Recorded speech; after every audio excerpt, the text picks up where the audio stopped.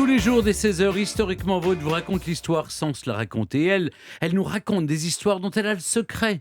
C'est Clémentine Portier-Kaltenbach. Aujourd'hui, en secret, c'est comme ça que le jeune garçon dont vous nous avez parlé a été baptisé à l'insu de son plein gré et de ses parents.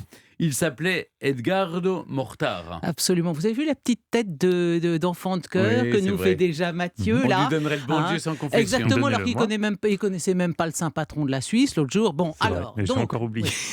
Il a oublié Nicolas de Flux. De Flux, pourtant, c'est facile à mémoriser.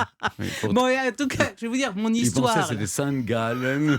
Bah oui, voilà, ça aurait été plus logique. Mon histoire, elle a été assez oubliée aujourd'hui, et pourtant, à l'époque, ça a entraîné un scandale international.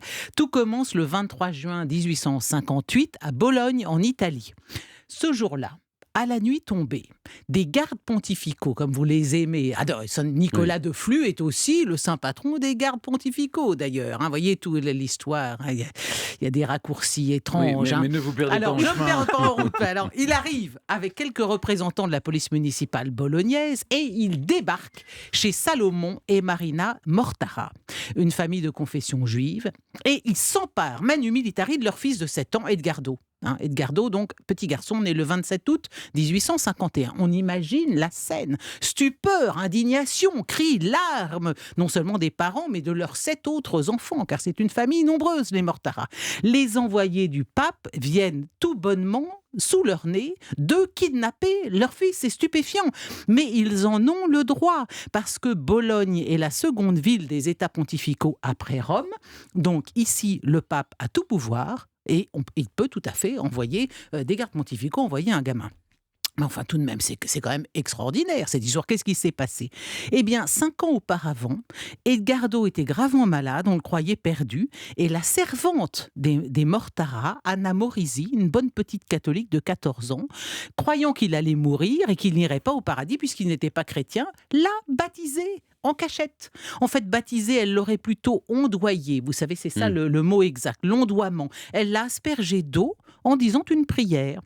Alors, bien sûr, l'Église catholique interdit le baptême d'enfants non catholiques, mais si l'enfant est en danger de mort, et dans ce cas seulement, tout catholique, simple laïc, peut le pratiquer en prononçant la formule sacramentelle. Je te baptise au nom du Père, du Fils et du Saint-Esprit, et du Saint-Esprit, pas du Saint-Esprit, y compris...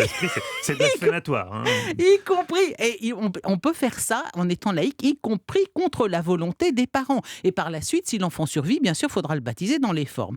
Le problème, c'est que la petite Anna Morisi, après avoir caché son geste pendant des années, a fini par parler, et elle a trop parlé, et son récit est remonté jusqu'aux oreilles de l'inquisiteur de Bologne, lequel en a référé au pape, et suivant les directives de Pie IX, il décrète que le petit Edgardo est chrétien, et que dès lors, il ne peut rester une minute de plus dans une famille juive. Le lendemain même de son rapt, Edgardo est renvoyé à Rome pour y être élevé à la maison des catéchumènes, une institution réservée aux nouveaux convertis. Au passage, on change son prénom, donc le petit Edgardo, on lui donne le nom du pape, c'est-à-dire Pio. Pio, c'est Pi en français, voilà. Alors, on imagine le désespoir des parents qui remuent ciel et terre pour récupérer leur fils. C'est insensé, cette histoire. Et à Paris, c'est notamment cette affaire qui, associée à plusieurs actes antisémites, va susciter la création de l'Alliance israélite universelle créée en 1860. Tout le monde s'en mêle en Europe et dans le monde entier. Napoléon III, Guillaume II d'Allemagne, il est saisi par des rabbins allemands. Mais lui, il dit, écoutez, je pense que mon influence sur le pape venant d'un empereur protestant, ça risque de pas être très efficace. François-Joseph d'Autriche s'en mêle aussi. Cavour et les nationalistes italiens qui dénoncent ce pouvoir temporel absolument scandaleux du pape. Comment un pape peut se permettre d'aller retirer, kidnapper, rapter un enfant ? Des personnalités protestantes, anglaises, américaines, la presse du monde entier, jusqu'aux chanoines de Notre-Dame de Paris et de très nombreux catholiques qui protestent contre cette décision contre nature. Ceux qui soutenaient le pape dans cette histoire ont fait valoir que les Mortara n'avaient qu'à pas embaucher une servante chrétienne. Parce que figurez-vous, dans les États pontificaux, un juif n'avait pas le droit de recruter une servante chrétienne. Eh bien oui, vous la prenez, je l'ai appris aussi.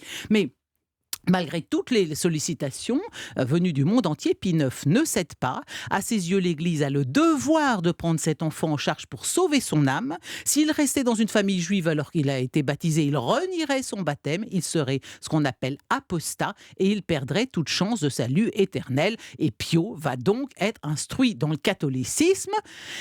À 16 ans, il devient prêtre. Et oui, il devient prêtre. Non, mais c'est quand même extraordinaire cette histoire. Il sera missionnaire, il prêchera un peu partout en Europe et même aux États-Unis. Et peut-être le plus tragique dans cette histoire, quand en 1878, sa mère peut enfin le revoir à Paris, elle découvre le père Pio, un parfait étranger, qui va aller jusqu'à tenter de la convertir. Bon, pour mère et fils, ite missa est, la messe est dite, mais dans cette affaire, on se demande bien où était passée la charité chrétienne. Inutile de vous dire que tous ceux qui avaient sollicité le pape dans cette affaire et qui avec une fin de non-recevoir seront pas trop émus au moment de l'annexion des États pontificaux. Ils ont Pie IX peut aller se faire voir pour qu'on l'aide après ce qu'il a fait. Ce qui est terrible, on peut regarder sur Internet, il existe une photo de Pio adulte en soutane et de sa mère. Il faut voir cette photo.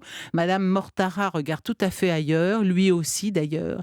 Ils ont un regard d'une tristesse insigne. Ils sont absolument deux étrangers l'un pour l'autre.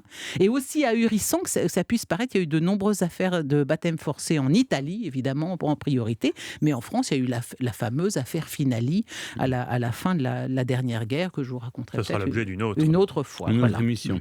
Mais, puisque vous êtes la spécialiste de ces questions. Merci beaucoup. Tout à fait, je Clémentine. songe à devenir experte auprès du Vatican. Très bien, ils vous attendent. Merci, sœur Clémentine.